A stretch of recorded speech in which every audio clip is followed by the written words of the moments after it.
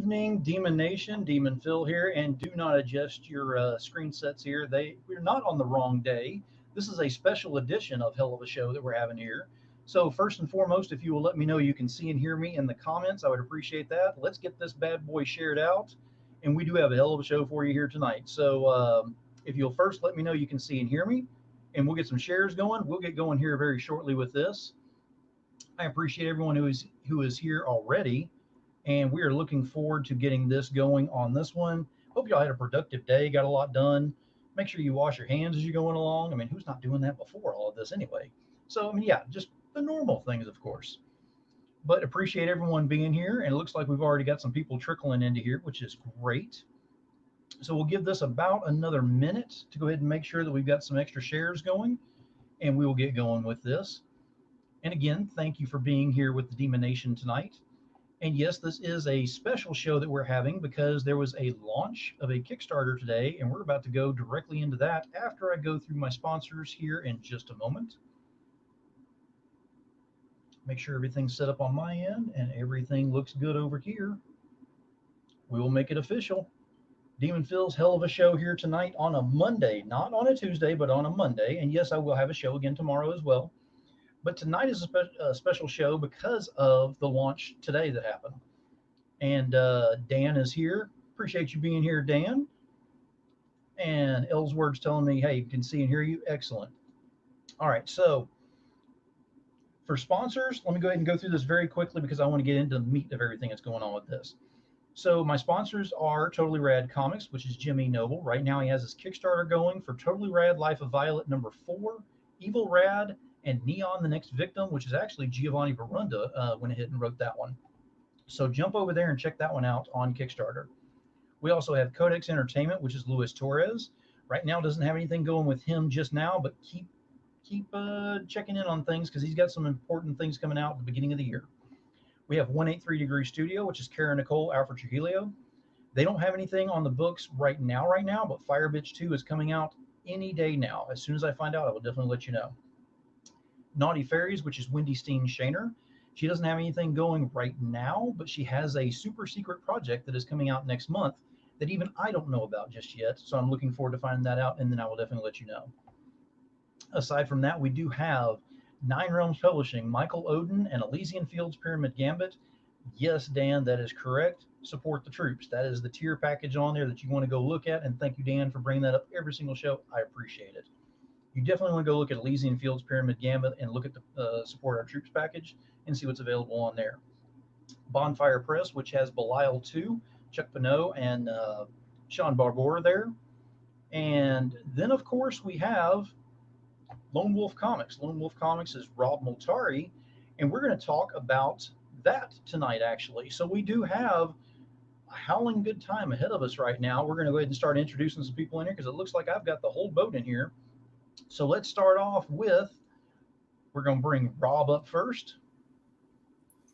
What's going on, Rob? Just trying to keep up with my wolf pack. They're apparently I'm getting a little long in the tooth. They're getting ahead of me. Well, let's bring out some of the other guests we've got in here, and then we will start into this. We're going to go ahead and bring in Kevin Joseph is here. Hey, thank you for having me. Hey, appreciate you being here. We have got Tyler James is here. You're on mute, Tyler. Yep. You missed my howl. Wolfpack. But my boy, as we were walking home, he looked up at the moon. He's like, "That's not a full moon." I'm like, "No." He's like, "I'm kind of afraid of werewolves." You showed him my book, didn't you? Yeah, I'll be back in your book, but I won't be showing it to him until he gets a little older. Hey, everybody. Nice to be here. Thanks for having us, Phil. We have got Madeline is here. Hi, thanks for having me. Hey, absolutely. And our final guest that's in here is Travis Gibb is here. Woo! Hey, Wolfpack. I'll do the wrestling Wolfpack. It's not a throwback to the wrestling stuff. You got the wrong show. I'm sorry. Oh. I am out. See ya. And scene. Now Dan said, "Can't wait to get the comics." And hi, Rob. And of hey, course, Dan. Too. So the reason I have everybody here tonight is we're going to talk about, of course, about the Kickstarter since it launched this morning and all. But what I want to start off with is kind of go around the room. And if you'll go ahead and tell us who you are, what you do, where to find you, and if you do have special projects that are coming out, go ahead and plug those as well. So we'll start off with Rob since he's got the most recent one that came out this morning. All right, I'm Rob Malteri. If you didn't know, I am the founder of Lone Wolf Comics, and I am the creator of Night Wolf. Night Wolf is a story about a young man who finds out that he's born a werewolf and gets thrown into a supernatural war. Now, today I started a campaign for my Night Wolf Volume 1, and it's collecting the first 4 issues of Night Wolf. And we also, the reason we have a collective of a nice little brain trust here is that these amazingly talented writers have all agreed to do a 4-part story, or 4-page part story to each chapter of Night Wolf. So I'm very honored to be working with all of you, and I thank you so much for joining us on this live and this coming along with the hunt. Absolutely. I'm definitely looking forward to seeing how it's going to work, having different minds, different stories all melding together. So I can't wait to get mine. But first, let's go ahead and keep going around here. We'll start off with Kevin. Go ahead and tell us what you've been working on.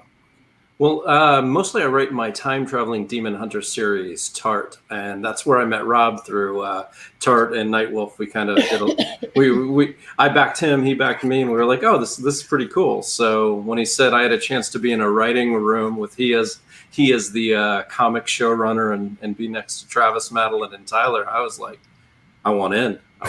So I'm just proud to be with this group. Excellent. And Tyler, what about you? Hey, everybody. I'm Tyler James. I am the publisher of Comics Tribe. We are a comic and graphic novel and children's book brand. We do some comics like Sink and Wailing Blade and The Red 10, among others. And then I also do we do the children's book brand, C is for Cthulhu, which and all of our brands have really been built up on the Kickstarter platform, which has been just a game changer for so many creators. And in addition to bringing my projects to life on Kickstarter, I also run a podcast that I've been doing since 2015 called Comics Launch, which is just all about crowdfunding and how we just learn the best practices and continue to just apply those to specifically to comic Kickstarter launches. And so I just about everyone on here, except you, Phil, I got to get you on the podcast. Everyone out here I've been, lucky enough to share their voices on our show, and I've worked in one capacity or another with a lot of these creators. So it's just great to be here, and it was great to be invited to take part in in Rob's universe here. And it's an ever-growing universe that we're looking at here. And, of course, we had a fairly large panel starting us off tonight. So be looking for that in the Kickstarter. And moving along, we're going to Madeline. Madeline, what do you do as well? I am the writer-creator of the steampunk supernatural series, Boston Metaphysical Society, which is both in graphic novel form and prose. I won't have a Kickstarter this year that just time-wise wasn't going to work. But I may end up having 2 next year. One for our next sequel, which actually has a title now. I have a draft done called The Book of Demons. Ooh. And the second one will be, I know he's going like, demons? There's a theme going here, if anybody didn't know. Yeah, there's definitely a theme. And probably, I'm not sure when the second one will run, but that will actually be for the first ever Boston Metaphysical audio drama. Ooh. So yeah, I'm expanding the world outward, which is a lot of fun and also a lot of work, as well as writing a new novel series, which that first book is just about done. It actually goes to line editing this week. So I'm pretty happy about that. So I was actually thrilled when Rob messaged me and said, do you want to do this? And I said, yeah, because doing these little shorts are a nice break from Boston Metaphysical. I love Boston Metaphysical, but sometimes you just as a creator, you need to take a break and you need to do something else. and I always enjoy playing in somebody else's sandbox. So I'm sure this will be fun. Well, we call it the litter box more here. Phil, what are you saying about our writing? My litter box, not yours. Thank gosh. I was going to say, if we were going with the wolf puns, it might be in the backyard instead. Now, Travis, you and I have discussed, certain things in various forums and all, that you've done a few things within comics and Kickstarter, just a couple here, there, and yonder. So you want to go ahead and talk about what you're working on? Well, as I told you guys, I'm here to talk about NWO's, the red version. NWO was great in the 90s, but the Wolfpack is really what made it, and that's why I'm here now. I'm known mostly for Broke Down and Four Dead Bodies and DemoNations. However, hopefully I'll be known very soon, starting next week, for Cthulhu Invades Oz, which is a awesome crossover that I've got coming that will be really exciting. But I was really happy that Rob asked me to play the sandbox. Rob and I, where a lot of this is based off of, Rob and I have had private conversations about where the origins of Night Wolf came from, and I was really happy that be a brother in arms of someone whose other geekdom seeps into their comic stuff. Absolutely. And as you can already tell, there's very different mindsets and everything going into this. So, Rob, my first question is, how do you meld a story from so many different, perspectives coming into it, so many different variations of the story? How do you meld that to where it comes out and is in fluid form? So I think a lot of it with this, I kind of had an idea. If I were to write these stories myself, I kind of had a general description-based idea. And then when I presented them to the collective here, and they chose their parts, and it was basically like, okay, well, here's the idea. I want you to run with your experience, your thoughts, your personality, your writing. I want you to put your, everything into it that, you're willing to put in. And, when at the end of the day, the ones that I've gotten in, it's been like basically a little bit of a collaborative. I've been playing more editor, which is different for me because usually I'm playing the writer. But yeah, it's been a fun new experience for me. And like I said, I'm very honored to have, this team working with me, and, they have their own talent, and I don't have to do a whole lot. That is very true. There is a ton of talent that's on here. I am familiar with everyone that's on here, different things that you've worked on, and I own a piece of everything on here except for Madeline. You and I have to get together. I got to collect the whole set. I'm kind of like, with Tyler saying, I know everybody here, but I got to get Demon Phil on here. So yeah, Well, trust me, Phil, when Madeline's on Kickstarter, you will know about it. She makes sure of it. So you'll have your opportunity. I'm definitely looking forward to that. Now, before we get any further, I have one piece of business that I need to take care of here. That is my girlfriend. Travis, that kiss is not to you. I'm just going to... I don't mean to break it to you that way, but, I have to switch from water to beer already. Thank you. And say congrats on the campaign thus far, because Thank you very much. Very well. Shockingly well this far. I've got it up on the side right here watching it, and every once in a while I see that ticker go up one more, and I'm like, by the end of the show, because I'm watching it going, that would be amazing. Yeah, that would be awesome. And it's funny, right now it looks like we're sitting at 74 backers, which, Tyler and I have talked about this failed launch that I had back in 2016, in depth. And, that was 74 backers was where I was then.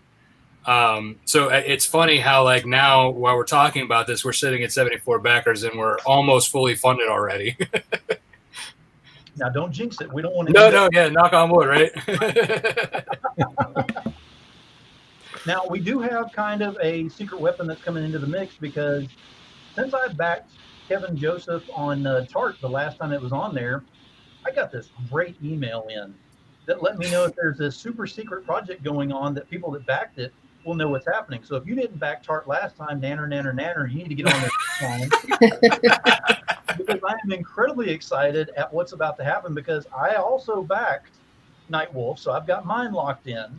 And as soon as Tart launches, I'm backing that bad boy because I know what's at stake on this one, and I'm going to get that conglomerate piece on there. So, Kevin, how do you actually agree to working in a conglomerate with this? How does Tart kind of fit in with the whole motif on this? Well, I mean, basically, Madeline has written a book on Kickstarters, and Tyler has run a business on Kickstarters, and I have learned from both of them.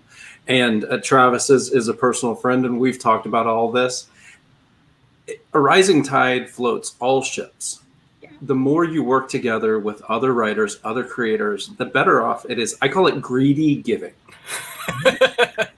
The more I give to the people around me, the better off for me. And when we looked at our calendar and I realized Rob was going, and if I knew Travis was, probably I would have reached out. But so I'm excited about Cthulhu and Oz, but I didn't know. So I got some news today too. But it's like, yeah, what can we do that will energize you and me together, and both campaigns can fly? I found that the more I work with other creators, the better it is for me.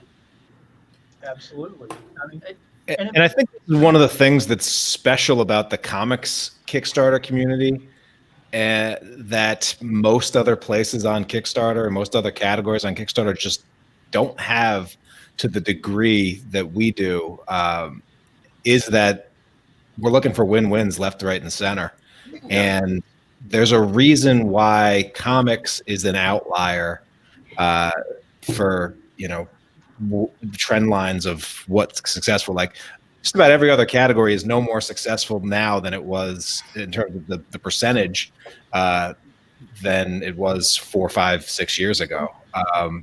Comics is different. And a big part of that is that it's a real community, and creators support each other, cross promote with each other, are looking to big everybody up. And there's not that same, there's only so much to go around. Like, truth is, the more good projects there are on Kickstarter, the more good creators there are on Kickstarter, the more success is going to be had by all. So it's great to see that happen. Yeah, the unity that's involved in it really does show, and you're starting to see more and more of that coming up. I mean, we're going to talk about this here shortly, but Cthulhu versus Oz, that is a huge conglomerate coming together on that. And it's a lot bigger than I thought it was, to be honest. I keep finding out more and more on a daily basis on what's coming with this thing. And I'm like, are you kidding me? And some of it is very subtle, and some of it is very much in your face. And that sounds like Travis Gibb. Yeah. hardest working man in comics. But it's one of those that definitely get your attention with that. And I know with Tyler being involved in this, that he definitely sees that there's definitely something that's here that's got somebody's, to catch people's eye on this. And the campaign itself was set up very well. And I'm sure, Tyler, you would agree on that as well, because it's of course it's doing well right now, but you always have that momentum that you have to keep on there. So my question to you would be, what do you see as a secret weapon that you can talk about, of course, that would keep this thing, the momentum going, to go ahead and make sure that we don't stop at 74 backers and go ahead and right now? Yeah, I mean, it's this is the question I think a lot of creators have, right? It's you get that initial surge, and then how do you keep it going? And sometimes you're just battling basic social dynamics and launch physics, where humans are most likely to take action at the very beginning and the very end, right? But the other part of it is really just, are you driving butts are you getting eyeballs to the Kickstarter page? And if you're not, you can't 100% rely on just what you did at the beginning and what you're going to do at the end, and you can't rely on Kickstarter to be responsible for all of your traffic. The cool thing is, I know all of you have found this, where you'll have that experience of launching a Kickstarter and, who are these people? Where'd they come from? They're not on my email list. I've never heard of this person. I don't know anybody in this country. And that's the beauty of Kickstarter, is that there truly is a marketplace there. It's a global marketplace, and you will discover new backers. But you need to put the onus on driving your people, the people that know, like, and trust you or familiar with your work first in order to get that going. But I think stuff like this right here is getting cross-pollinating the various audiences here. People will go and share it after the fact. That visibility is really key. And a lot of things like, so I think creators discount like that. It actually takes seeing your name and seeing your stuff and seeing that image and seeing it pop up. For some people, like, they see it once, they go and act on it. Like, those people are great. We love those. But for most consumers, we need to be bombarded with something before we even are aware of it, let alone ready to go spend some money on supporting it on a platform like Kickstarter. So being visible is absolutely key. And I know, we all have plans for how to do that, and we'll go through frustrations, but that really is key. What are you doing to get visible? Exactly. Now, bringing up what are you going to do to be visible? I'm going to go ahead and put the disclaimer out there right now. What happened last week on the show with Chuck and Sean will not happen on this show. So start asking them to start, snorting hot sauce and everything, because they're not doing it. We're already, they're doing so well on the campaign. We don't need to hurt anybody on here and have them with it. Well, I want to share something funny that really happened. One, we just got to 75 backers, so you're past your 74, Rob. But today I found out my friend Christy backs Rob's book. And I want to point out that Christy has been my friend for 15 years. She has never backed my book. But she got Rob. And I found that out today when she informed me. Not only did I get it, I got the last one too. I was like, oh, you're finally going to back something with my name on it. No. She bought the last one too. But it's what Tyler's talking about. If you share, if you cross-pollinate, it's because Rob is a good community builder. So when Rob's Kickstarter is, I'm going to be sharing it. I'm going to be talking about it, even though it's not mine. And that's the key. Kevin Joseph, every time it charts up, I explain why Chart's my favorite book. Madeline, when I got her book, I made sure I get a review, showed a picture of it. Tyler knows I'm a fanboy. I've been stalking not only him, but all of his writers for months and being like, hey, will you talk to me? And they'll talk to me for a little bit going, Tyler likes you, Yeah, it's fun seeing like all the, like Comics Tribe guys like the artists getting hit up for pinups left and right and center, and it's great. It's one of the true joys of this thing is at the end of, I've been doing this for a while, but I've got a bookshelf of books that I've published that have so many creators whose work I love in them, and their name in print and all that stuff. And it's just, end of the day, that's what it's about. Tyler had mentioned the Kickstarter community. The Kickstarter community is an actual community, and that's what a lot of people don't understand, and that other platforms simply don't have, or don't have yet. Maybe in the future they will, but they just don't right now. So, probably all of you follow at least a couple hundred people on Kickstarter yourself. So you're getting the email notifications popping up that they back this and this and this and this. And I know there's certain people that on the weekends I get hit that they've just backed 12 different projects. I kind of call them the weekend warriors. That it's Friday, Saturday, and like, oh, what's cool? Let's go check out Kickstarter. What's going on there? And so, yeah, you do have to mind that, and that will work for you up to a certain point. But you do have to get those eyeballs out there. As I had one, I guess you call him an eventual backer, who emailed me after he backed the last project and said, he goes, I've been circling this project for years, trying to, do I want this? Do I not want this? Do I want this? Do I not? And finally, he hit the button and did it, but it was constantly there. So he was constantly being reminded that this project existed. And so it's important to use all the tools you have at hand between email lists, social media, cross promotion, setting up, as far as I'm concerned, a minimum of 8 podcasts that are throughout the campaign that'll help you through the dead zone. So, I mean, I know you guys know this, but I don't know if our audience does. Yeah, I mean, it's definitely, I mean, it's true that you have to have all of that going on because you need to have that presence. You need to have that momentum. It's all about the tempo. And it's not just as soon as you hit that launch button. You have to have that tempo leading into it. If you go into it from a standing halt and then go, I'm going to go ahead and hit this thing at 88 miles an hour, it doesn't work that way. You actually have to get that running jump to go ahead and hit that 88. So I saw that whenever this was set up with the marketing and everything, because the whole, there's 12 days, there's 5 days, there's 3 days. We're on day one and hey, 12 hours and bam, there it is right in your face. That got people excited because it's not a matter of blanket marketing where it was just everywhere and you get tired of seeing it. Different pictures were on there, different announcements that were attached to it and everything. So it wasn't something that you were seeing on every single site every day that was completely the same. It continually grew. There was an evolution in there and people saw that. And that's what I wanted to bring up next is statistically Mondays are not a good day to launch for most people. And yet this is breaking that mold. In fact, you picked up another backer. You're looking along, and I would love to see this thing funded by the time this show is over with. Oh, that would be amazing.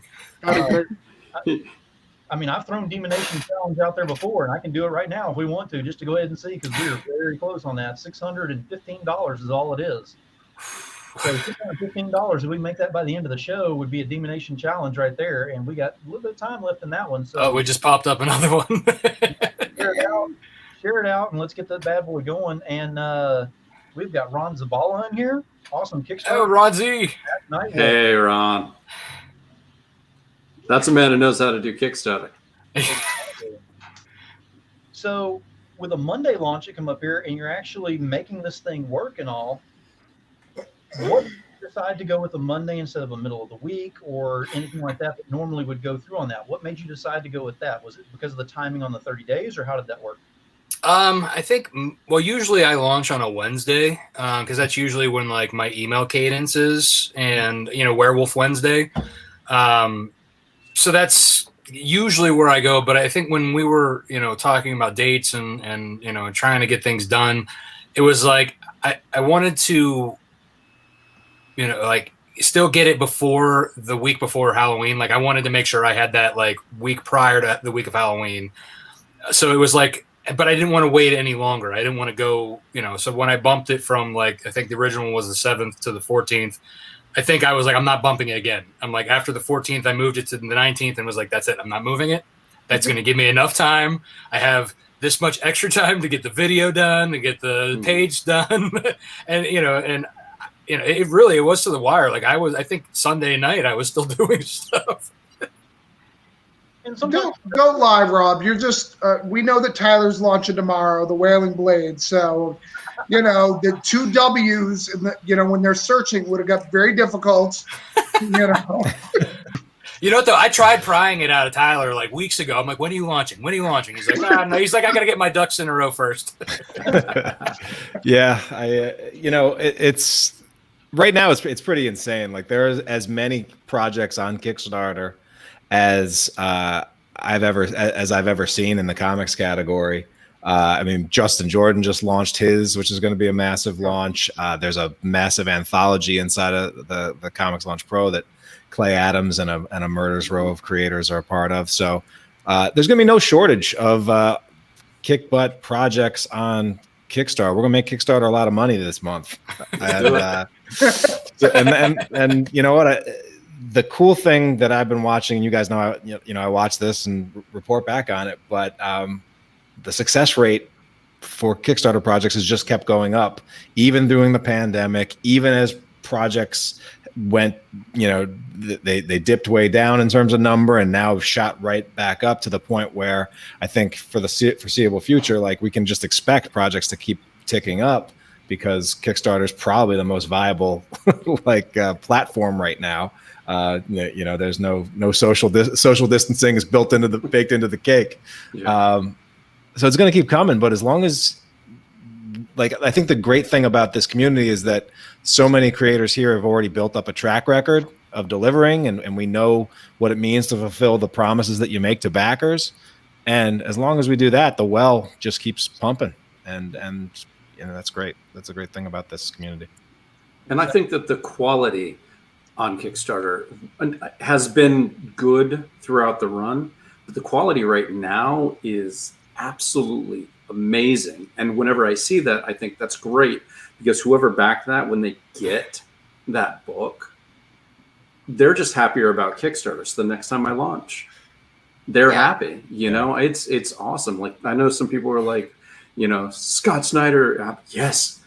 Get on there, Scott Snyder. Keanu Reeves, come on, Keanu, man.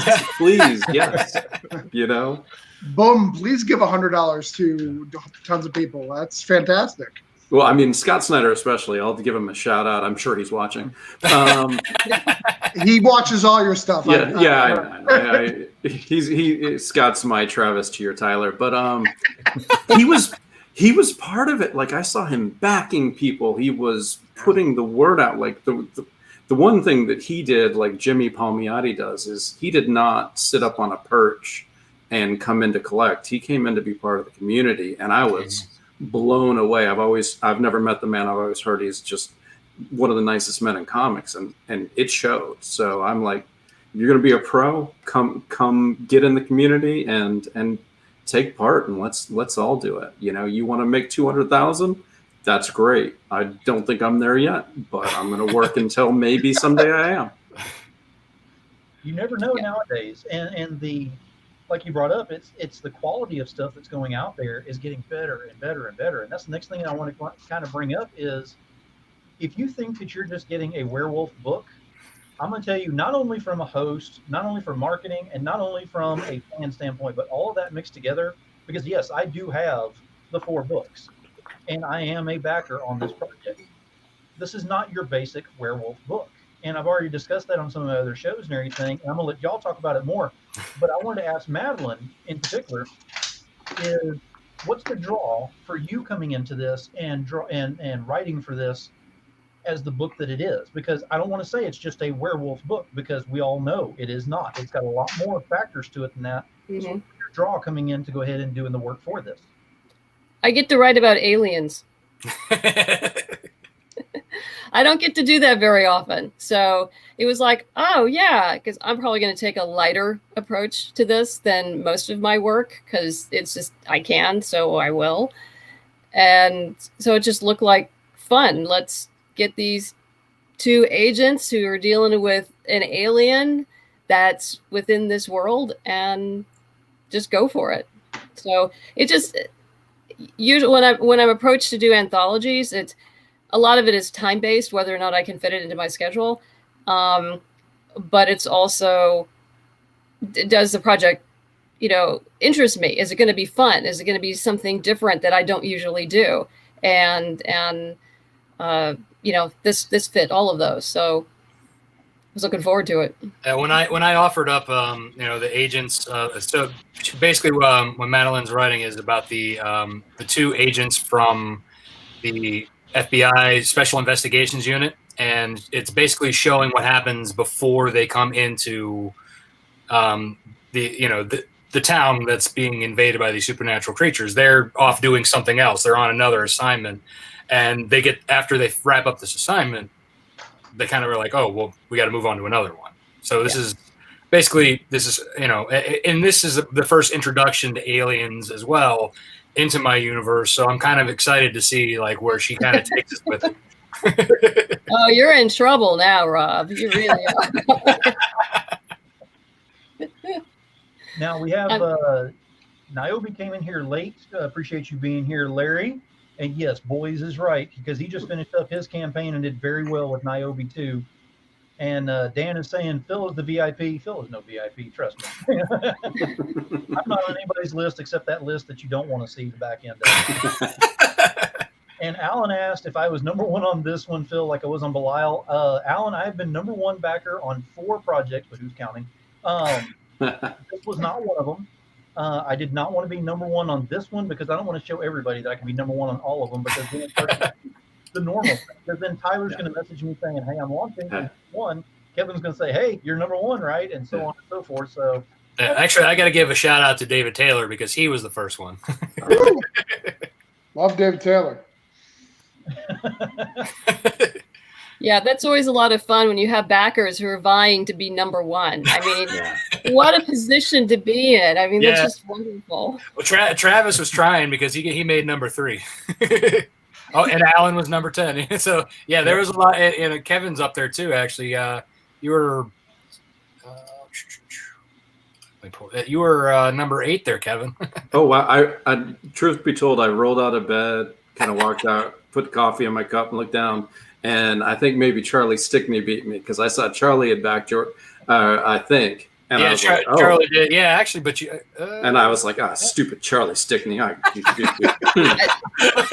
think Charlie's ever off social media now. Since comics, he's just, it's continued. You see him on Twitter like all the time. Yeah. I mean, he's probably using, Hootsuite, but I'm not sure because, he types, the little messages. I mean, no, that's not a bot. That's Charlie. I think he's plugged himself into Skynet. He is now the official embodiment of Skynet. Could be. Can we talk about the elephant in the room? Kevin and I are still in COVID hair, and Tyler was part of the COVID crew, and something has happened. And I think that needs to be addressed. I've let it sit for 38 minutes, but it's been bugging me. Like, what is COVID over in Boston? It's not. This is the downside of doing so many live streams. I got to and when you do these, it's not a mirror, it's reversed. And so I would go on live and my hair, it started in the back was swooping one way. And then I would try to fix it, but it kind of drive me crazy. And I haven't really used a brush since I was, I don't know, in, high school. And so I'm like a monkey with an iPhone. Just so eventually I threw it down and masked up, got and went into my my local barber. So, but we're pretty we're pretty pretty COVID lockdown still here. But I hit my breaking point. All right. Yeah. Well, I'll get a haircut when Night Wolf funds. That's my commitment. Well, yeah, I'm still doing my husband's hair in the kitchen, and he says this is fine. I'm going oh, dude. No. This was a month into COVID. My on a dare, my daughter cut this, and it's not bad. She didn't do bad. Okay. So, and now I'm just part of natural. Let's see what happens.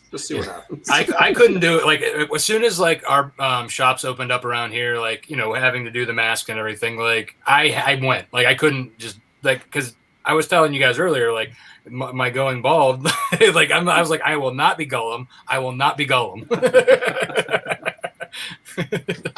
Travis, are you saying that if whenever this thing funds, you're going to go ahead and cut your hair, shave your hair? What are we doing? Not immediately. I'll go to a place. I'm not just going to shave it. Oh, okay. I was waiting for it. I thought we were doing a hair versus hair type match here, going straight up NWO on this one. You told me it's not about that one. I mean, last week it was hot sauce. This week it's hair. I mean, I can only do these shows. A bunch of Cabbage Patch guys running around after you found that. Not everybody can look this good. It's hard damn work. A lot of work, trust me. It never ends. So I mean, with the book and with the series and everything that you've got going on, of course, because you and I have already talked, because I had you on the show, Rob, and we talked about you're actually 12 issues have been written, if I'm not mistaken, or 13, somewhere around there. 12 issues fully written, started 13, and then I have plans for past season 3, if you will. The first 12 issues is season 1. So yeah, I have a long running plan for this, plus the spinoff for Snowpaw, that's also going to be coming down the pipeline, which I have a lot of high hopes for, and there's a lot of anticipation already building for her. So this campaign is huge because this is the first arc, and this will get you caught up to this point, because when 2021 hits, you're not slowing down. You're planning on hitting that thing pretty hard. Yeah, Night Wolf number 5 and Snowpaw number 1 is going to be like bing, bang, boom, let's go. Excellent. So, I mean, you definitely want to get involved in this campaign and see what's going on with this and choose. You want to go with the book. You just want to figure out if you want the soft cover, the hard cover, whichever way you want to go on that. The hard cover, though, oh, that is phenomenal. And I know where you patterned it because we talked about that on the show before. And Tyler, I got to give you props on that because she looked phenomenal, the way that it was made up and everything. So I know that's what we did with this one here is basically, you know, it's kind of got that same floor plan for it, if you call it that way. But it looks amazing. Here we go. We're running to do this now. Oh, there we go. Oh, yeah. I'm not in the right room. I beat you, Rob. I have a lot of desks to go around to get it. Yeah, you know, one of the things that some people ask is like, you know, all right, how do you keep going? You know, how do you be, you know, have longevity in this thing? Like the thing that keeps me going now is how do I like challenge my printer to push every envelope, every machine, and then, you know, inspire other creators and get inspired by other creators to do it. To do it even more. And so I love the concept that you know, Rich came up, or excuse me, I keep calling him Rich. I've been you know, setting up the Wailing Blade page, and so I've been, you know, promoting Rich Duick left and right. So sorry, Rob, but that's yeah, right. At least you're calling me Rich Duick. Like that's a compliment. Yeah, it's a writing compliment. It's because I wrote that prose for him. That's right. Yeah. So again, that's another fun thing. Like in addition to for all you Night Wolf fans, you can't get enough of Rob. He's actually he's got a little piece in the Wailing Blade trade that's coming out too, which is cool. Nice. But yeah, I mean, you know, love hardcovers, love doing the kinds of things. Like, should conventions ever come back around again, you know, having a book that just, you know, leaps off the shelf can be so powerful. And I am absolutely sure that what you and the folks at Printlore are going to put together with this die cut hardcover for Night Wolf is going to be incredible. Yeah, so we had actually, since yours was, you know how yours was screen printed with the single color, that kind of threw a monkey wrench in it at first. But it took some back and forth with Sam to get to. So we came up with doing a UV coated vellum to be able to do the full 4-color process for the full color wolf. So it's definitely gonna happen. But it was like a little dicey there for a minute. Yeah. So with Night Wolf, with the campaign that's going on and everything, of course, we've already got the momentum going with this. We've already got a great team that's involved in just what's on the panel right now. You want to go ahead and give a shout out to some of your artists while we got everybody here? Go ahead and let them know, you know, who's working on this. Yeah. So my main artist now is Carlos Herrera. He's been with me since the beginning. Kind of took a break in the middle when I had Oscar Chococote Ele come in for a little bit, and then he came. Carlos came back for issue 4, and now he's all in. So Carlos Herrera, great artist. Glad to have him back. And then my colorist is Gat Melvin. Gat's a very phenomenal colorist. He works with Big Dog Ink as well.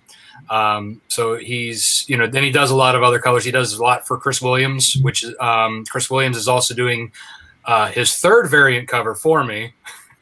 Which I'm very happy to say.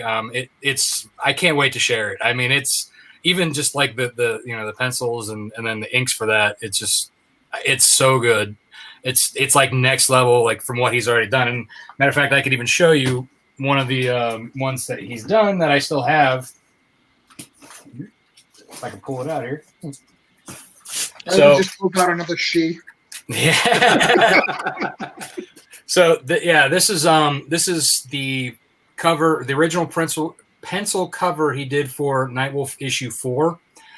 This one's actually an add-on that's through the Kickstarter now. So if anybody wanted to get this is a one of a kind.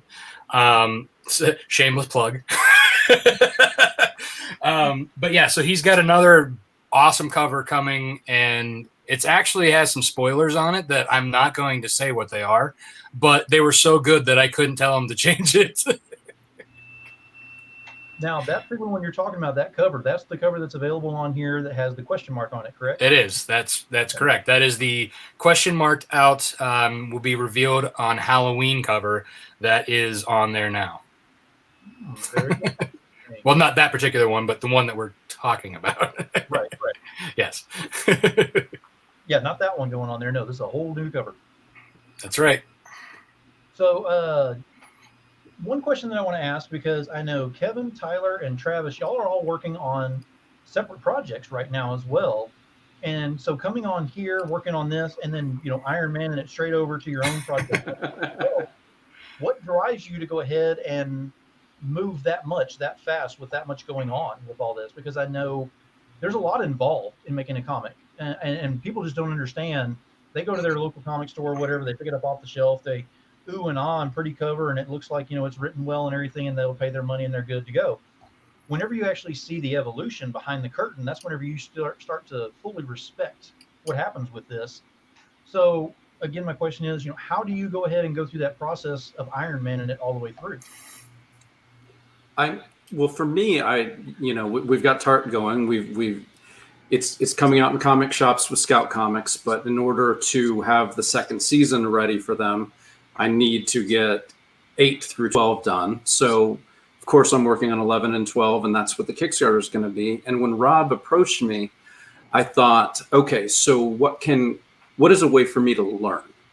One way for me to learn is to not be a showrunner for a second, to step back and be a writer and listen to Rob and say, okay, so what are you looking for in this segment? And he told me what it was, and I gave him like 3 possible ideas. And he said, well, I like this idea, run with that. And I was like, okay, so what can I bring to Rob so that when my section starts and ends, they don't actually realize it's me? But what can I bring to it that's new and different? So that was the excitement for me of working on this project. And it was nice to take 2 weeks, got Tart in a spot where, the artist was working on it and the editors were working. And I kind of went on a little vacation. And also, I like that there's a high body count in Rob's books. So I didn't really have to worry about any bystanders. This is very true, yes. So that for me was what made it fun. I'm not sure on anyone else, but that was what drove me to the project. Okay. Yeah, and for me, it was nice to just jump into a world that's already been built and literally just, I kind of look at it like, all right, let's riff on a guitar solo. And Rob shot, Rob sent me the draft, and I think I got the draft of all the just like short pitches, and that was a great jumping off point, which was made it a really easy project to work on, because Rob sort of had just very high level pitches for what these 4 pages would be, and so I sort of got my pick of the litter, and I picked one right off the bat, and Rob's like, "Why'd you pick that one?" I'm like, man, it starts with action, and I'm gonna just go over the top here and do something with it. But for me, a lot of what my time has been spent on is just sort of getting series to the finish line that have been in development for years, and so it was nice to be able to just jump in and create a quick 4-pager. I dust off my scripting chops and send something Rob's way. And then also to not have to worry about getting it drawn. That's Rob and his team's deal. So you go. There you go, Rob. Enjoy. But you know what, though? Now that I have Carlos back working with me, he's going to make everything you guys have brought to me is going to be gorgeously done. And I mean, I can't even, say enough how talented he is. It's just insane. Yeah, this is the best part, is just handing you like, here, Rob, now it's your problem. Yeah, for me, this is actually my third 4-pager in a row. Like, because I did one for Return to Sender and I did one for the Pits. So Rob was like, Rob must have been like, Travis apparently is good at this, so let me give him 4 pages. Well, I said I had to have the hardest working man in comics, do something for me. But no, I was super excited to do it. It gave me the opportunity to reread Rob and just watch him grow as a writer. And I wanted to give you a second to talk about that. Like, reading 1 through 4, and I've read it as it came out, but I didn't read it in its entirety for a long time. So I did it to prepare for my 4 pages, and just watching you grow from like familiarity, like, I know someone said Riverdale, which you don't know, but like a Buffy kind of feel, to, all right, I'm creating my own universe, my own rules, my own stuff. It's just amazing to watch it. That's what I love about Kickstarter as a whole, and being able to write that. And my skills, my scene has a lot of dialogue, which some people say I'm good at. So it was good to be able to use that chop in a little bit more aggressive format, because I've got the bad guys talking. So I get to do some of that, and they're not just little guys with guns. They can actually do nasty things instead of just shoot someone. Definitely looking forward to that. I mean, I'm a fan of, like I said, everyone's work. I've pretty much own everybody's things except for Madeline. Madeline, we have got to get together and fix that. Absolutely. I can't have that. It's like OCD right now. I'm like, you can tell you're a collector. Absolutely. But we're kind of getting to that point of winding this down. So what I want to do now is give each one. Oh, Rob's funded? I thought we were marathoning until it happened. Well, we do want to go ahead and get Travis's head shaved. So, I mean, I guess you'll get a head shave and a divorce probably in the same night. Oh, man, wait, you're taking away next week's thing. That was next week's. A divorce is next week. So what I want to do is kind of go around and have you each talk about your projects that are going on, and let us know what to expect whenever you go and hit those launch buttons, which are coming up pretty quick. And I think Tyler is the first one coming up. So Tyler, if you want to go ahead and start this off for us and let us know what to expect with the Wailing Blade. Yeah, so I'm just getting all, the last of the ducks in a row. As many times as you go through this, I sort of had a creator that was having a little breakdown in one of the sessions that we did, and complaining about how just getting overwhelmed with all the Kickstarter stuff. And it was like, is it that you're overwhelmed, or is it that there's just a lot that goes into running a really world-class successful Kickstarter launch, and and maybe you don't need to be so hard on yourself for feeling a little bit scatterbrained and launched, and so it's nice to just go through this process and do it. And so Wailing Blade it's a dark sci-fi fantasy series. It takes place in this impossibly far future society where mankind basically went to the stars, conquered the galaxy, but has long since fallen into that. And it's now like back on Earth. It's an Earth that we hardly even recognize. And it's mostly feudal people under the rule of a tyrant. And there's these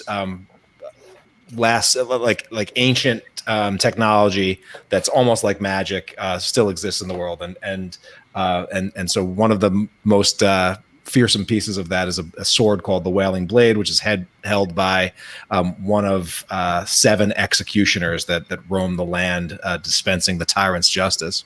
And so anyway, we're launching the series. It originally came out in single issue form in 2018, 2019.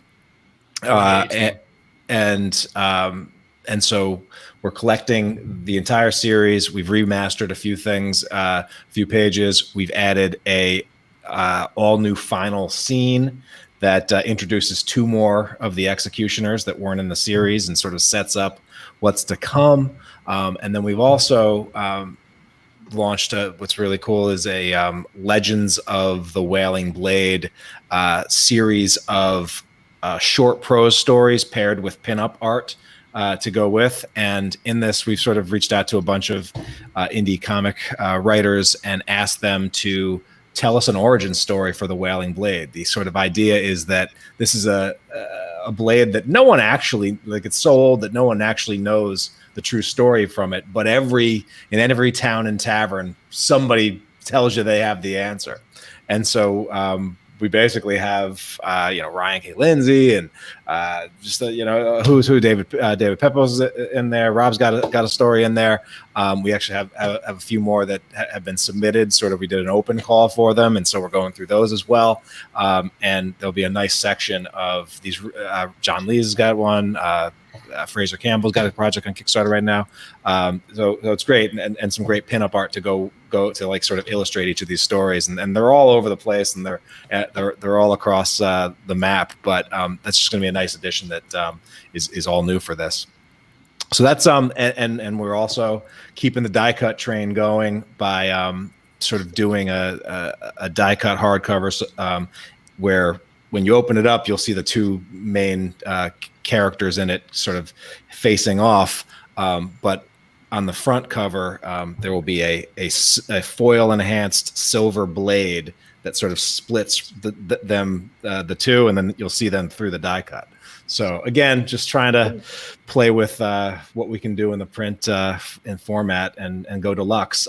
We will also have sort of more economical direct market softcover options as well, because we like to treat like offer things to creators or to our fans at all pledge levels and all budgets, and digital as well, obviously. But so there's that, and we've got a couple other sort of cool incentives and things that we're adding to it, and trying we're playing with the early backer discount for something that I haven't really done. But we're going to experiment with it this time. So first 3 days is backers can score a sweet deal. Very cool. And next I'm going to ask Kevin, let's go ahead and talk about Tart. Go ahead and let us know what we need to expect with that one coming out. Well, we're launching October 5th. We're going the first Thursday in November. I wanted to knock it out, so hopefully we can get the books, depending on holidays, mid-December, maybe late December, and maybe get one in the air before January 1st. But I'm not promising a Christmas delivery. I don't think that's happening. That went out the window when I missed my October launch. But that's going to be issue 11 and 12. We had a guest artist who was going to draw issue 11 for us, and unfortunately, with the pandemic, her life got. The pandemic hit her harder than it has hit most other folks, so she couldn't finish the issue. Thank God I had a good plan B. Ludovic, our regular artist and co-creator, finished Tart 12. So I sat there with a finished Tart 12 and a non-existent Tart 11, which is not great for delivery schedule. And Ludo drew it up. So I said, I've got 2 issues, so let's do it. So this next issue, we're going to be, this next campaign, we're going to be doing 11 and 12. And I'm excited. We've got the free print if you back Rob's campaign for a physical level. And in November, back mine, you're going to get the free print. We joked about how many heroes does it take to screw in a light bulb. And apparently it takes 2. Night Wolf and Tart, and Carlos just made it really creepy too. It's spectacular. Yeah.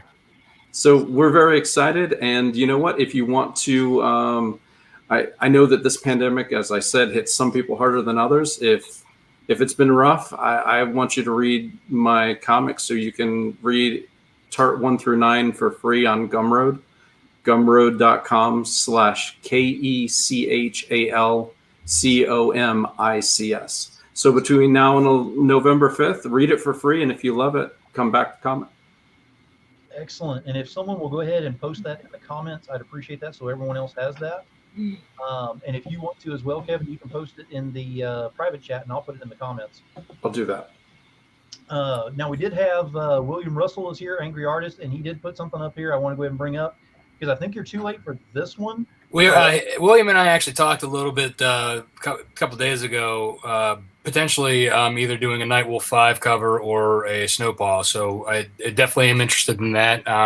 He and I will deal with that when this ends and we are moving forward with the next issue. Exactly. And let me see. So now I'm going to ask. I'm going to go ahead and go to Madeline real quick before I go to you, Travis, because there's a reason I'm holding you for the last one on here before I get to Rob. Madeline, what do you have coming up? Because I know you said you're waiting until next year to go with yours, but if you want to go ahead and talk about what you've got coming up so everybody's aware and ready to hit that button as well. Well, for those who are watching who've never heard of Boston Metaphysical Society before, it's about an ex-Pinkerton detective, a spirit photographer, and a genius scientist who battle supernatural forces in late 1800s Boston. We have the original 6 issues are in trade paperback, which you can pick up from myself or SourcePoint Press. I have 3 sequels that are currently out: The Scourge of the Mechanical Men, The Spirit of Rebellion, and Ghosts and Demons. And also our first ever coloring book, which was done by Alejandro Lee. That was a lot of fun. What's up next is the 4th sequel, which will pretty much finish out this arc. It's kind of, it'll bookend between the first and this last issue called, as I mentioned, The Book of Demons.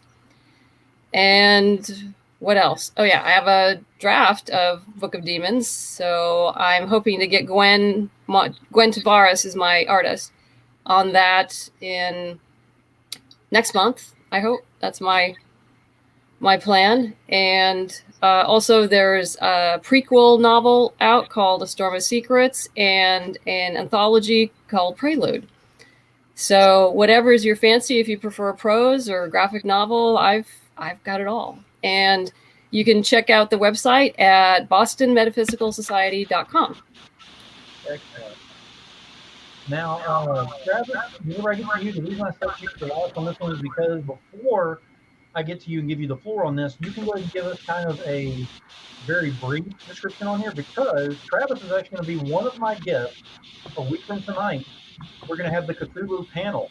Well, not all of them, but most of them on a panel that I'm going to have on a special show, because I'm going to have a special week of shows next week. I'm going to be running it all week long. So Cthulhu will be on the 26th. So Travis, if you'll go ahead and give us a brief description of what Cthulhu Invades Oz is. Oh, okay. Cthulhu Invades Oz, kind of self-explanatory, right? Cthulhu, he invades Oz. So Oz is a place with, Dorothy and the Lion and the Tin Man and, all those wonderful things, Toto, TikTok, all these wonderful characters, Return to Oz and regular Oz, and Cthulhu invades it. So that's what happens. No. I mean, yes, but no. I literally asked everyone who I knew, who I felt was talented, and said, hey, write for me, please. And some of them said yes. And the ones who said yes, I got them in this anthology, and it's really, really good. I'm really excited. I got over 30 creators, a lot of people who are up and coming in Scout and SourcePoint, Aftershock, Image, Action Labs, Caliber. All these places are doing a lot of really cool things.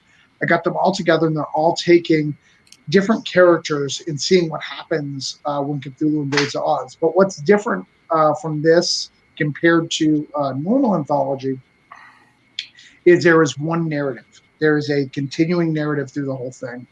So, and no story contradicts another story. It takes place at different points of the invasion. So it is one original graphic novel that people are going to be able to get. It's going to be really, really cool. I'm super excited about it. I'm super nervous. Never done a trade paperback before. I wanted to do all the fancy die cuts, but I got too scared, I'll be honest. But it's really, really cool, and I'm so excited to be able to work with such a talented group of artists to put this together. It is amazing. I've showed tons of art from people, and just super excited to get that going next week. definitely looking forward to that. And like I said, we're going to be having a serious discussion on that on next Monday. Will be Cthulhu versus Oz or Invades Oz. We're going to have the panel on that one. But tonight has been all about Night Wolf, so we're going to go ahead and finish up with Rob on this one. Rob, you've got the floor on this one. Give us the absolute pitch. Go ahead and let them know why they have to have this in their collection, or they won't be able to wake up and breathe in the morning. I mean, I'm sorry.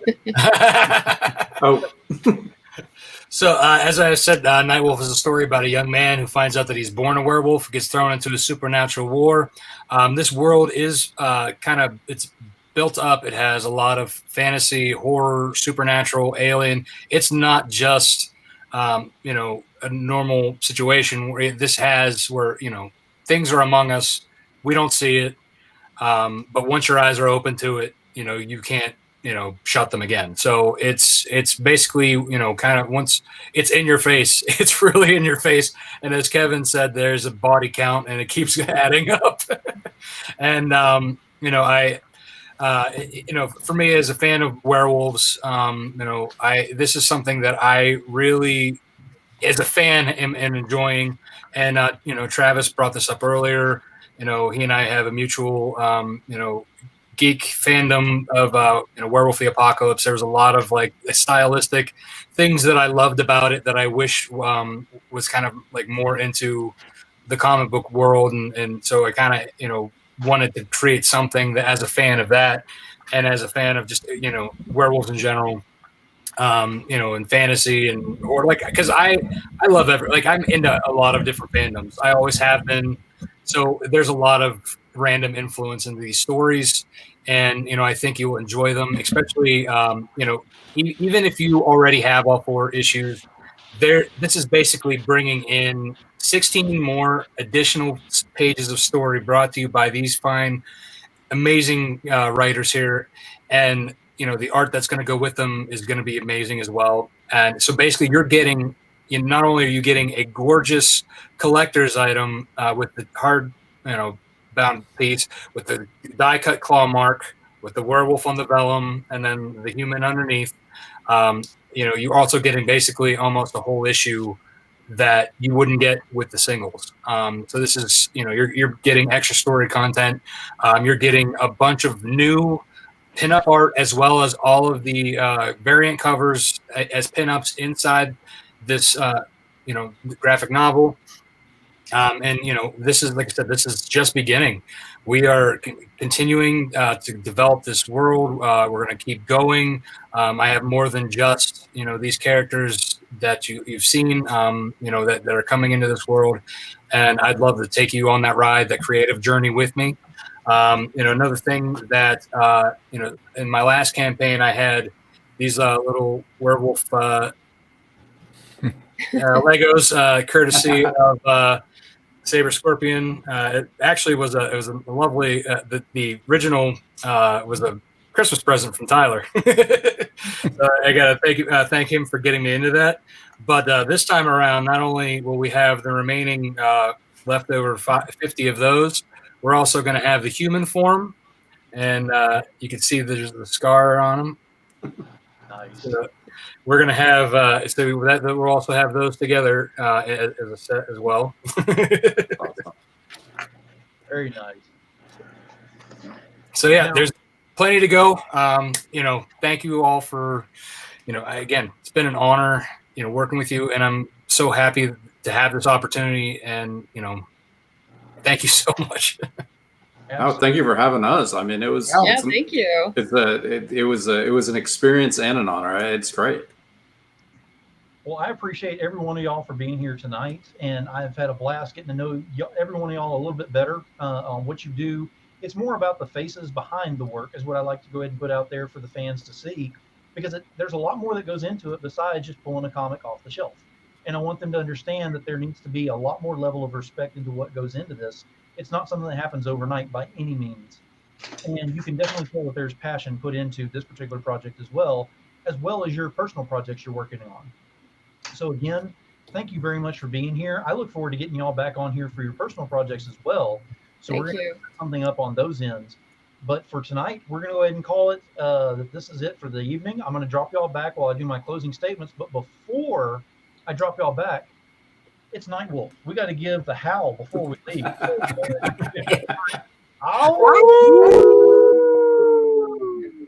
We just woke up every dog in the neighborhood. You can tell the ones that have kids are like, oh. Yeah. Well, I have dogs right in the next kitchen. If I do that, it's all over, guys. You're gonna start a howl. You're gonna start a howl. Thank y'all very much. I'm going to put y'all in the green room. I'll be in there shortly. I'm going to do my closing statements, and I will see y'all there. Good night. Good night. Thank you. All right, so we had a hell of a show, having a great group up here in the panel, and got to know them a little bit better with the projects that they've got going on and all. So I always have a closing statement. Tonight's not going to be any different. I try to base it on what's happening within the show, and I'm doing that with this one as well. What I'd like to go ahead and bring up is rhythm is the word that I want to use on there. We have a panel of very different people that are involved in this, and there's a certain amount of rhythm that has to be used in order to make this successful. I haven't seen what's happened with this as of yet, but I know just based on the panel that's been on here tonight and talking with everybody, they definitely have that rhythm working, which is great. So my point is, if you're working on something and you're doing it alone and you're bringing somebody on, and usually if you're writing something, you have an artist. If you're an artist, you have someone doing the lettering or doing the, the coloring or something. There's always some way, somehow, that you're working with someone. Work on that rhythm. Use that open communication and go ahead and let them know these are ideas you have. Listen to their ideas, especially. Always listen, and then move forward from there. If you use the rhythm on there and you work a lot more closely with whoever you're working with, you can turn out something amazing and epic by doing so. And that's what we look forward to seeing with this. On top of that, if you use that rhythm in everyday life, in the regular people that you come in contact with on a regular basis, who knows? The rhythm that you may create there may actually make it a lot better place for not only you, but everyone else around you. Again, it falls into my closing statement that I have every single show, which is you throw a pebble into a pond, you get a ripple. You throw enough pebbles and rocks into that pond, you get the waves of change. So let's go ahead and work on that waves of change and get that done out there. Until next time, I will see y'all. So tomorrow night, yes, I do have Steph Wilson. He'll tell you over and over again that it's a mistake and fake news. It is not. I have Steph Wilson on here as a guest. So bring your tomatoes, your questions, and we will have fun with that. So I will see you tomorrow night, 10 p.m. Eastern. Steph Wilson will be here. Thank you again for being here, and look forward to seeing y'all again. Keep it indie, y'all.